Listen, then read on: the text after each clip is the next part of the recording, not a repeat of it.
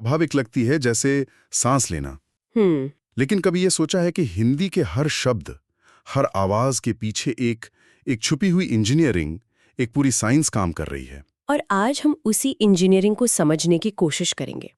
आज का हमारा मिशन ये पता लगाना है कि वर्णमाला जैसे एक कठोर, एक वैज्ञानिक सिस्टम से कविता, कहानी और संगीत जैसी भावनात्मक चीजें कैसे पैदा होती हैं। हाँ, तर्क और कला के बीच का ये पुल आखिर बना कैसे है। ये तो बहुत ही दिलचस्प सवाल है। तो मतलब हम इस पूरे ब्लूप्रिंट को खोलकर देखने वाले हैं कि ये नट बोल्ट्स मिलकर एक खूबसूरत इमारत कैसे बनाते हैं। बिल्कुल। इसे समझने के लिए मुझे लगता है हमें पहले उस सिस्टम की बनावट को ही समझना होगा। कहाँ से शुरू करें? शुरुआत करते हैं एकदम नींव से, यानी भाषा शब्द से ही। अच्छा। ये संस्कृत की भाष धातु से निकला है, जिसका सीधा सा मतलब है बोलना या व्यक्त करना। पर ये बोलना बस यूं ही नहीं होता, इसकी भी अपनी एक बनावट है, एक हायरार्की है। हायरार्की मतलब एक तरह से एक के ऊपर एक बनी हुई मंजिलें। बिल्कुल बिल्कुल, आप ऐसे ही सोच सकते हैं। देखिए, सबसे नीचे सबसे छोटी इकाई है एक आवाज, एक ध्वनि, है ना? हाँ, एक ध्वनि। एक ध्वनि, जैसे क या प की साउंड। इसे हम वर्ण कहते हैं। ठीक है। जब ये वर्ण जुड़ते हैं तो बनता है अक्षर, अक्षरों से बनते हैं शब्द, शब्दों से पदबंध, और आखिर में इन सब को मिलाकर बनता है एक वाक्य, जो एक पूरी बात कहता है। अच्छा। तो वाक्य भाषा की वो इकाई है जिसमें कोई मतलब होता है। वर्ण तो बस नींव की ईंट है। तो ये जो सारी ईंटें हैं, यानी वर्ण, जब इन्हें एक तरतीब से एक लाइन में खड़ा कर दिया जाता है तो उसे वर्णमाला कहते हैं। एकदम, वर्णों का व्यवस्थित समूह ही वर्णमाला है। पर यहाँ एक मजेदार पेंच है। पेंच? अगर मैं पूछूं कि हिंदी वर्णमाला में कितने वर्ण हैं, तो इसका कोई एक सीधा सा जवाब नहीं है। अरे, ये क्या बात हुई? ये तो हम बचपन से रटते आए हैं। इसमें क्या पेंच हो सकता है? पेज है बोलने और लिखने के फर्क का।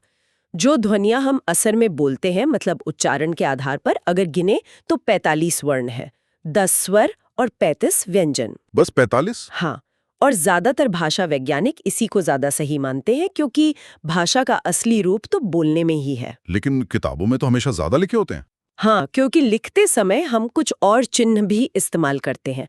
लेखन के आधार पर गिने तो ये संख्या 52 हो जाती है। अच्छा। इसमें 13 स्वर, 35 व्यंजन और 4 संयुक्त व्यंजन आ जाते हैं। कुछ लोग तो छपाई में इस्तेमाल होने वाले हर चिन्ह को मिलाकर इसे 55 तक भी ले जाते हैं। तो मतलब बोलते समय हम कम ध्वनियों का इस्तेमाल करते हैं, पर लिखते समय री और अंग, अह जैसे कुछ खास मेहमान भी शामिल हो जाते हैं। बिल्कुल, बस इतनी सी बात है। चलिए, ये उलझन तो दूर हुई। अब इन वर्णों को और गहराई से समझते हैं। इन्हें दो बड़े ग्रुप में बांटा जाता है, स्वर और व्यंजन। पहले स्वरों की बात करते हैं, जो कहते हैं कि आजाद हैं। आजाद शब्द यहाँ बहुत सही है। स्वर वो ध्वनियां हैं जिन्हें बोलने के लिए किसी और की मदद चाहिए ही नहीं। अच्छा। ये सीधे गले से निकलती हैं, बिना किसी रुकावट के। और इन आजाद ध्वनियों को भी हम कई तरीकों से पहचान सकते हैं। सबसे आम तरीका है ये देखना कि उन्हें बोलने में कितना वक्त लगता है। हाँ, ये तो स्कूल में पढ़ा था। ह्रस्व और दीर्घ। ह्रस्व मतलब छोटा, जिन्हें बोलने में कम समय लगे, एक मात्रा का। जैसे अ, ई, उ। बिल्कुल। और दीर्घ मतलब बड़ा, जिन्हें बोलने में ह्रस्व से दुगना समय लगे, जैसे आ, ई, उ। ए, ऐ, ओ, औ। सही। पर एक तीसरा प्रकार भी है जो लिखित भाषा में कम दिखता है, प्लुत स्वर। प्लुत स्वर, ये क्या है? जब हम किसी को दूर से पुकारते हैं या किसी शब्द को बहुत खींचकर बोलते हैं, जैसे सुनो या राम, अच्छा। तो ये जो आवाज लंबी खींच जाती है, वही प्लुत है। ये ड्रामा और संगीत में बहुत काम आता है। अच्छा, तो ये समय की बात हुई, लेकिन हमारे स्रोत ये भी बताते हैं कि स्वरों की पहचान इस बात से भी होती है कि उन्हें बोलते समय हमारी जीभ मुंह में क्या कर रही है। ये तो एक तरह से भाषा का एनाटॉमी सेशन हो गया। बिल्कुल। सोचिए, जब आप ई या ई बोलते हैं तो जीभ का अगला हिस्सा ऊपर उठता है। इन्हें अग्र स्वर कहते हैं। ई, ए। बोलकर देखिए, जोर जीभ के अगले हिस्से पर महसूस होगा। हाँ, हो रहा है। और अ बोलने पर अ, इसमें तो लगता है जीभ एकदम शांत बीच में पड़ी है। इसीलिए अ अकेला मध्य स्वर है। और जब आप आ, उ, ओ बोलते हैं तो जीभ का पिछला हिस्सा हरकत में आता है। ये पश्च स्वर कहलाते हैं। कमाल है, ये सब हमारे मुंह के अंदर हो रहा है बिना हमारे सोचे। बिल्कुल। और सिर्फ जीभ ही नहीं, होंठ भी तो अपनी भूमिका निभाते हैं। जैसे ऊ और ऊ बोलने पर होंठ अपने आप गोल हो जाते हैं। सही पकड़ा। इसीलिए इन्हें वृत्तमुखी कहते हैं, क्योंकि होंठ एक वृत्त यानी सर्कल बनाते हैं। और जिनमें होंठ फैल जाते हैं गोल नहीं होते, जैसे आ, ई। वो अवृत्तमुखी कहलाते हैं। ये तो सच में बहुत वैज्ञानिक है। जीभ की जगह होठों का आकार। एक और वर्गीकरण है मुंह के खुलने के आधार पर, जो मुझे हमेशा बड़ा जटिल लगता था। विवृत, संवृत। इसे आसान बनाते हैं। बस ये सोचिए कि डॉक्टर को गला दिखाते वक्त आप क्या बोलते हैं? आ। उस समय मुंह पूरा खुल जाता है ना? तो आ है विवृत यानी फुली ओपन। और ई या ऊ बोलते समय ई ऊ मुंह तो लगभग बंद ही रहता है। बिल्कुल। तो ये हो गए संवृत यानी क्लोज्ड। बाकी सारे स्वर इसी पूरे खुले और लगभग बंद के बीच में अपनी अपनी जगह ढूंढ लेते हैं। अच्छा, किसी में आधा खुला, किसी में आधा बंद। हाँ, हमें हर तकनीकी नाम याद रखने की जरूरत नहीं। बस ये समझना है कि मुंह कितना खुल रहा है, ये भी ध्वनि को तय करता है। स्वरों के बारे में एक आखिरी सवाल। एक शब्द आता है घोषत्व, जिसका मतलब है गले में कंपन। इसका स्वरों से क्या लेना देना है? इसका बहुत गहरा लेना देना है। और यहाँ एक बहुत आसान नियम है। आप कोई भी स्वर बोलिए और अपने गले पर उंगली रखिए। अ, आ, ई, ओ। आपको हमेशा एक कंपन महसूस होगा। हाँ, हो रहा है। मतलब सभी स्वर सघोष ध्वनियां हैं। उनमें घोष यानी कंपन होता ही है। तो ये था स्वरों का पूरा बायोडाटा। ये वो ध्वनियां हैं जो आजाद हैं, बिना किसी रुकावट के गले से निकलती हैं। हाँ, लेकिन भाषा में सिर्फ खुली आजाद ध्वनियां तो नहीं होती। कई आवाजें तो टकराकर, रुककर, घर्षण करके बनती हैं। और यहीं से व्यंजनों का संसार शुरू होता है। बिल्कुल। व्यंजन वो वर्ण हैं जिन्हें बोलने के लिए स्वरों की मदद चाहिए। बिना अ की मदद के क सिर्फ आधा ही है। और व्यंजनों का सबसे बड़ा परिवार है स्पर्श व्यंजन। 25 व्यंजन।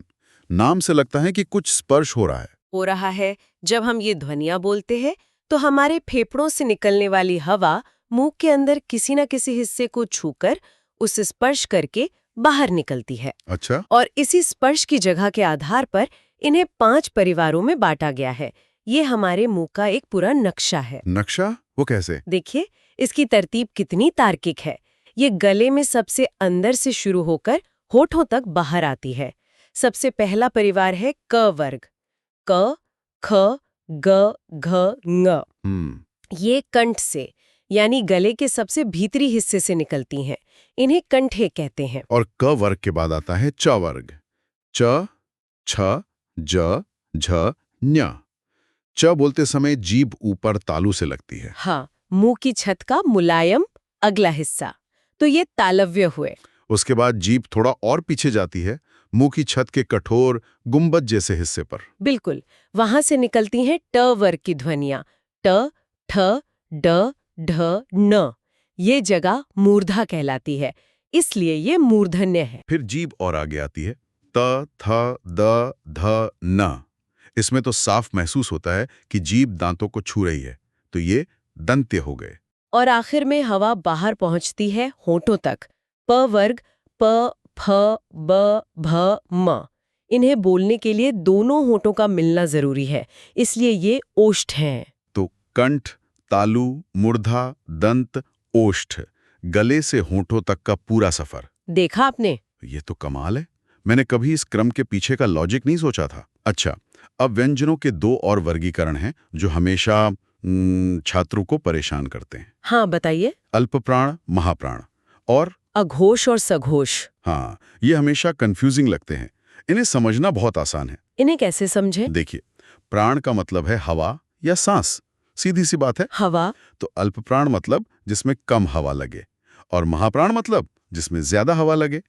आप अपने हाथ को मुंह के सामने रखकर बोलिए क। क। फिर बोलिए ख।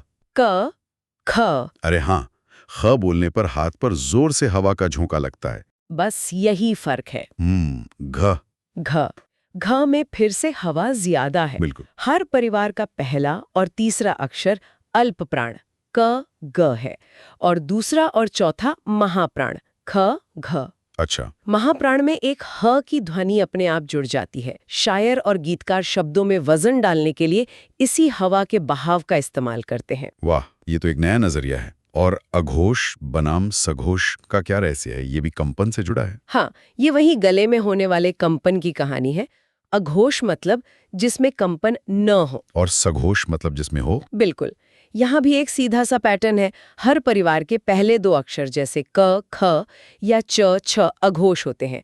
आप गले पर हाथ रखकर बोलिए, कंपन बहुत कम या नहीं होगा। क, ख सही है, कंपन नहीं है। अब बोलता हूँ ग, घ, ङ, ग। अरे, इसमें तो कंपन साफ महसूस हो रहा है ना? तो हर परिवार के आखिरी तीन अक्षर, तीसरा, चौथा और पांचवा सघोष होते हैं। तो अगर हम किसी भी व्यंजन को लें, मान लीजिए घ, तो अब हम उसका पूरा पता बता सकते हैं? बताइए। ये कंठ्य है, महाप्राण है और सघोष है। ये उस ध्वनि का पूरा साइंटिफिक एड्रेस है। क्या बात है, एकदम सही। ये तो शानदार है। अब कुछ खास तरह के व्यंजन हैं जो इन 5 परिवारों में नहीं आते, जैसे अंतस्थ व्यंजन। य, र, ल, व। हाँ, इनका नाम इतना अजीब क्यों है? अंतस्थ मतलब बीच में स्थित। इनका उच्चारण स्वरों और व्यंजनों के बीच का सा होता है। ये न तो स्वर की तरह पूरी तरह खुले हैं, न व्यंजन की तरह पूरी तरह बंद। ये चारों सघोष और अल्प प्राण हैं। और इनके भी अपने कुछ खास निकनेम हैं जो स्रोत बताते हैं कि परीक्षाओं में बहुत पूछे जाते हैं। जैसे य और व को अर्धस्वर यानी आधा स्वर भी कहते हैं। हाँ, क्योंकि ये कभी-कभी स्वर की तरह बर्ताव करते हैं। लेकिन र और ल तो और भी खास है। र को लुंठित व्यंजन कहते हैं। लुंठित, इसका मतलब तो लुढ़कना हुआ। क्या सच में जीभ रोल होती है? ये सुनने में बड़ा नाटकीय लगता है। नाटकीय है पर सच है। र बोलते समय जीभ की नोक तालू से टकराकर कांपती है या कह सकते हैं लुढ़कती है। र र बोलकर देखिए। हाँ, कंबन हो रहा है। और ल को पार्श्विक कहते हैं। पार्श्व का मतलब है बगल। ल बोलते समय हवा जीभ के दोनों बगलों से निकल जाती है, सामने से रास्ता बंद रहता है। कमाल है। अगली श्रेणी है ऊष्म या संघर्षी व्यंजन। श, श, स, ह। ऊष्म का मतलब तो गर्मी होता है। सही। इनके उच्चारण में हवा मुंह में एक संकरे रास्ते से निकलती है, जिससे घर्षण होता है और एक गर्मी सी पैदा होती है। आप श या स को खींचकर बोलिए, श, श, स। हाँ, एक सिसकारी जैसी गर्म हवा महसूस होगी। बिल्कुल। ये चारों महाप्राण हैं, यानी इनमें हवा का जोर ज्यादा होता है। लेकिन यहाँ गोशत्व को लेकर एक बड़ा ट्विस्ट है। श, श, स और ह हमेशा एक ही परिवार के लगते थे। पर वो है नहीं। यहाँ एक बहुत बड़ा अंतर है। श, श और स तीनों अघोष हैं। इन्हें बोलते समय गले में कंपन नहीं होता। और ह? ह, ह, ह, इसमें तो जबरदस्त कंपन है। बिल्कुल। ह अकेला ऐसा है जो सघोष है। यह उसे अपने बाकी 3 भाइयों से बिल्कुल अलग कर देता है। ये एक बहुत जरूरी बारीकी है। इसके अलावा कुछ और भी मेहमान हैं वर्णमाला में, जैसे संयुक्त व्यंजन छ, त्र, ज्ञ। ये तो नाम से ही साफ है कि ये जोड़कर बने हैं। क्ष बनता है आधे क और श से। त्र बनता है आधे त और र से। और ज्ञ वो आधे ज और इंज्ञा से। सही। फिर है हिंदी के अपने देसी व्यंजन ड़ और ढ। इन्हें उत्क्षिप्त व्यंजन कहते हैं। ये संस्कृत में नहीं थे, ये हिंदी ने खुद विकसित किए हैं। और आखिर में एक श्रेणी है अयोगवाह, अम और अह। ये मुझे हमेशा बहुत रहस्यमयी लगे हैं। इन्हें न स्वर में गिना जाता है न व्यंजन में। ये सच में रहस्यमयी है। अयोगवाह का मतलब ही है जिसका योग यानी जोड़ कहीं नहीं है, फिर भी जो अर्थ का वहन करे। ये तो बड़ी अजीब बात है। मतलब ये वर्णमाला के घुसपैठिए जैसे हैं, जो न इधर के हैं न उधर के। घुसपैठिए नहीं बल्कि ब्रिज कह सकते हैं। ये दिखाते हैं कि भाषा कितनी लचीली है। अच्छा।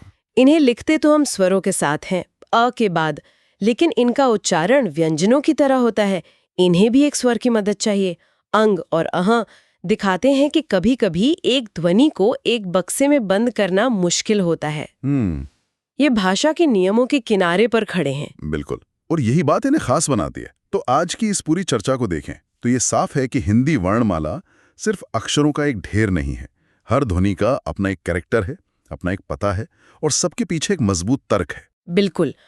मुंह के अंदर उच्चारण की जगह से लेकर सांस की मात्रा, होठों का आकार और गले में कंपन तक हर चीज एक प्रिसाइज, तार्किक और व्यवस्थित प्रणाली का हिस्सा है। एक ऐसी इंजीनियरिंग जो हमें बोलने की ताकत देती है। और यहीं पर मैं वापस हमारे शुरुआती सवाल पर आता हूँ। हमने वर्णमाला की इस वैज्ञानिक और कठोर संरचना को देखा, जहाँ हर चीज नियमों में बंधी है। ये किसी मशीन के पुर्जों जैसा है। तो सोचने वाली बात क्या है? सोचने वाली बात यह है कि यही कठोर नियमबद्ध संरचना, यही पुर्जे उस प्रवाह, उस भावना और उस बेइंतहा रचनात्मकता को कैसे जन्म देते हैं जो हम मीर गालिब की शायरी में या हिंदी सिनेमा की गीतों में देखते हैं। ये एक अद्भुत सवाल है। शायद इसका जवाब ये है कि एक मजबूत संरचना ही आज़ादी की नींव होती है। क्योंकि नियम पता होते हैं, तभी तो उन्हें तोड़ने या उनके साथ खेलने का असली मजा आता है। ये शायद शुद्ध तर्क से शुद्ध कला तक का एक अद्भुत पुल है, जिस पर हर रोज करोड़ों लोग चलते हैं, बिना ये जाने कि वे भाषा के कितने बड़े चमत्कार का हिस्सा है। स्वाभाविक लगती है, जैसे सांस लेना।